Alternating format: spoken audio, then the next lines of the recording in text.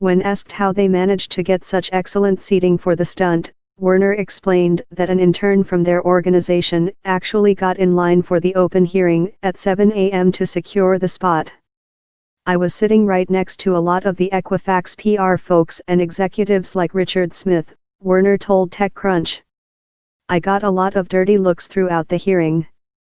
Still, Werner says that we definitely got some silent support from some of the committee staff.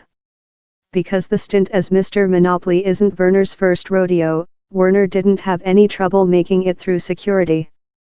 We've had folks in a shark costume to represent a loan shark, Werner elaborated. The security people there generally do respect the right to free speech. Werner hopes that everyone riding the tide of Equifax outrage will call their representatives to defend the Consumer Financial Protection Bureau rule that limits mandatory arbitration practices. This kind of arbitration is generally heavily weighted against the consumer, preventing individuals from bringing lawsuits against companies and instead pushing disputes into secretive arbitration proceedings rigged to favor financial companies and conceal wrongdoing from regulatory authorities, as Public Citizen explains.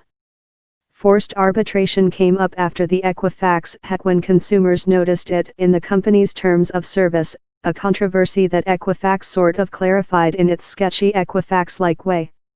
As Werner explained, forced arbitration has even broader major implications for consumers. When it comes to shady business or privacy practices, an individual lawsuit might function as a canary in a coal mine, but if that lawsuit is forced into the shadows under forced arbitration, it can take years for the public to find out about it, like in the case of the Wells Fargo fake account scandal. It keeps consumers from telling their story, Werner said. Because those consumers were forced into secret arbitration, we didn't find out about it for 3 years. Asked if Mr. Monopoly was affected by the Equifax data breach, Werner noted that he was unconcerned about identity theft in his financial future. Monopoly man really just keeps his wealth in gold.